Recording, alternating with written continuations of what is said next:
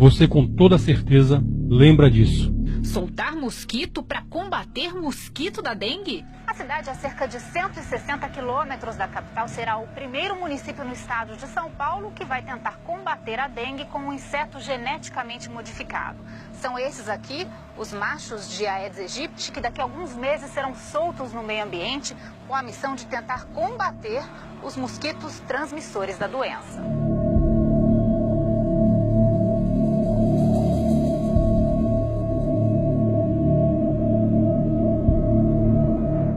Em 2011, mosquitos Aedes aegypti geneticamente modificados foram soltos em algumas cidades brasileiras. Era o começo do projeto Aedes transgênico aqui no Brasil.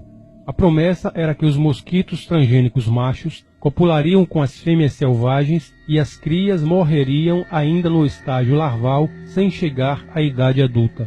Seria maravilhoso se tudo fosse assim, mas não foi bem isso o que aconteceu.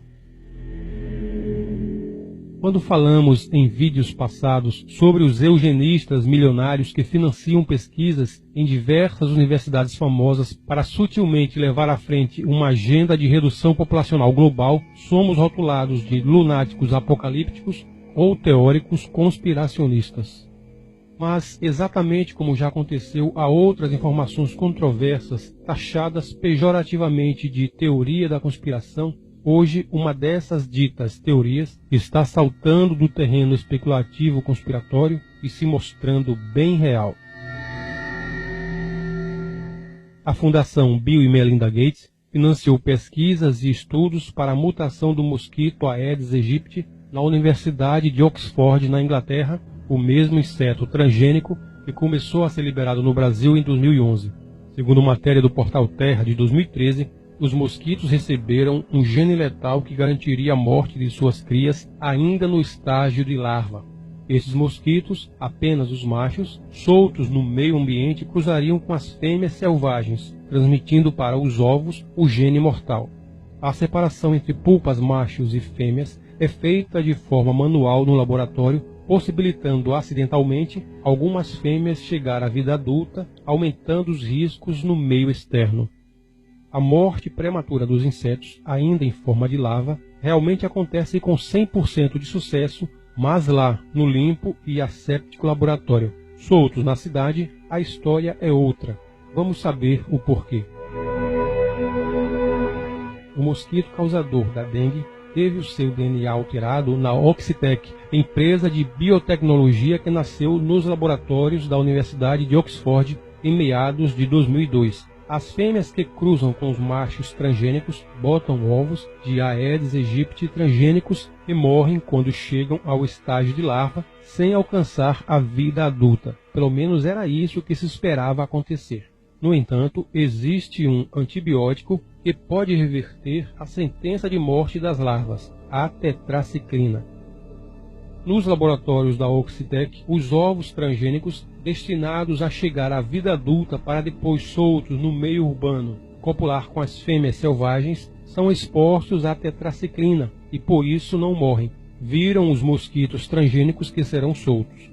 Mesmo havendo a possibilidade das larvas modificadas sobreviverem nas cidades, os testes em campo prosseguiram. Ou seja, mesmo que remota, existe a chance dos ovos, entrando em contato com a tetraciclina dispersa no meio ambiente, chegar à vida adulta, mas isto foi ignorado.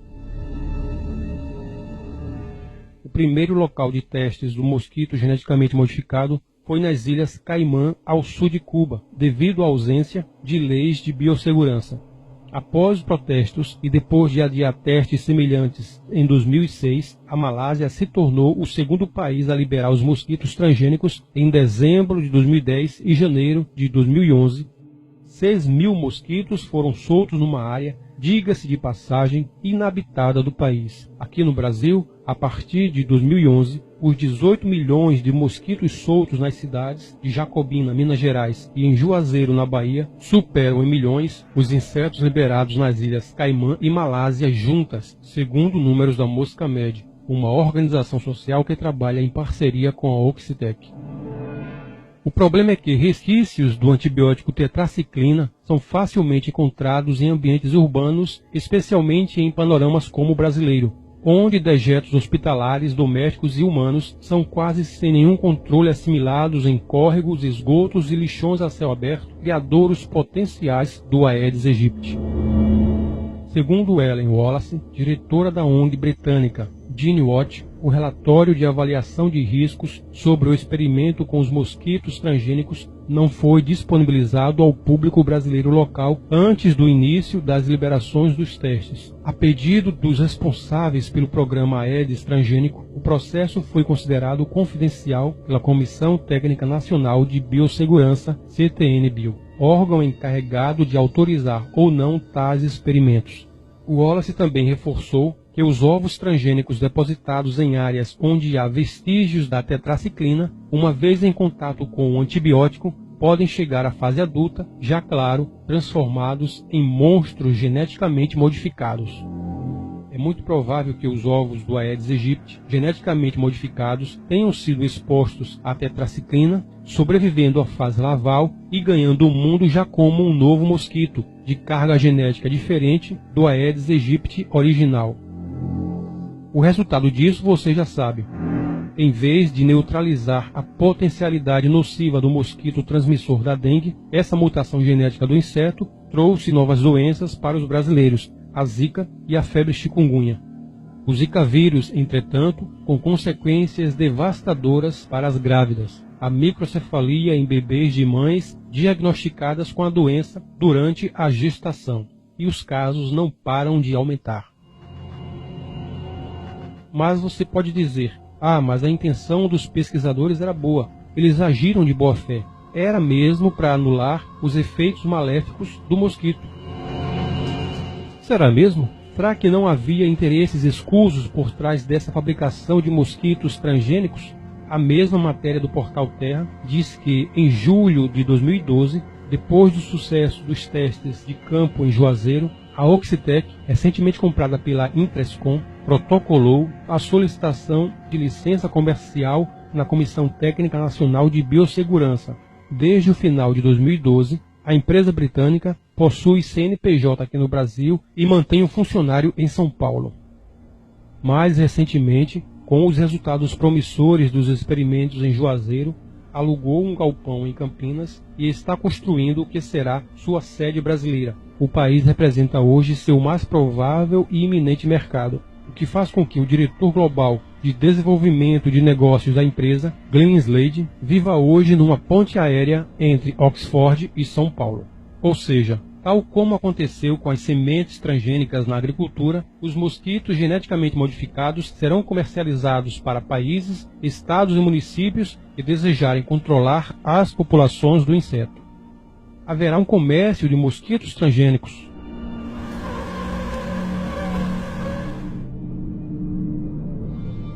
E mais, eles dizem que o controle não pode parar. Tem que ser contínuo e ininterrupto, sob risco do Aedes aegypti selvagem voltar a se proliferar no meio ambiente. Claramente, uma maneira de fazer com que as secretarias de saúde não parem de comprar o produto transgênico. Ou seja, criar uma dependência, tornando rentável o negócio dos mosquitos geneticamente modificados. Tudo isso está na matéria do Portal Terra citada aqui no vídeo. Mais uma etapa da agenda maldita cumprida. Mais duas novas doenças para nos matar e causar anomalias em nossos bebês. Pesquisas já comprovam que o Zika vírus pode ser transmitido não apenas pela picada do mosquito, mas agora também por meio da relação sexual, do leite materno e pelo contato com o sangue contaminado. A mídia corporativista fala da microcefalia sim, mas de uma maneira mascarada, sem delatar a verdadeira gênese do surto aqui no Brasil. Ela fala da relação da microcefalia com a Zika, já comprovada, mas nenhum comentário sobre a possível ligação da Zika em microcefalia com a Aedes aegypti transgênico. Chegou ao ponto de dizer que a doença veio para o Brasil através de imigrantes haitianos nos últimos anos e devido aos muitos turistas que estiveram aqui durante a Copa do Mundo de 2014. Não lembro de nenhum surto de Zika depois da Copa do Mundo da África do Sul em 2010. Se você prestar atenção, depois que os casos de microcefalia começaram a crescer, curiosamente, os meios de comunicação não falam em combater o Aedes aegypti usando o mosquito transgênico para este combate, mas recomendam os métodos tradicionais de prevenção já conhecidos, como não deixar água parada em garrafas. Se for verdade que o Zika vírus foi descoberto em 1947 na África, fato é que uma relação forte entre os casos crescentes de microcefalia e Zika só está ocorrendo aqui no Brasil e, coincidência ou não, as primeiras ocorrências da malformação congênita nos bebês surgiram 3 anos depois da soltura dos mosquitos transgênicos nas cidades, o que nos leva a acreditar que algo pode ter dado errado na alteração genética do mosquito, potencializando sua nocividade. Na matéria em questão do Portal Terra, existem outras evidências dos perigos da liberação dos mosquitos transgênicos aqui no Brasil e suas possíveis consequências. O Show da Vida, em matéria do domingo 29 de novembro de 2015, enrolou, floreou, embromou, mas não apontou nenhuma relação entre as duas doenças com os mosquitos geneticamente modificados.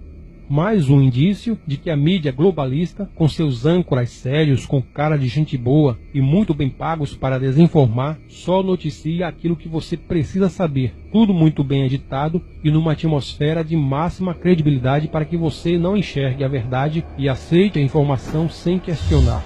Mas agora você já sabe, o oculto está revelado.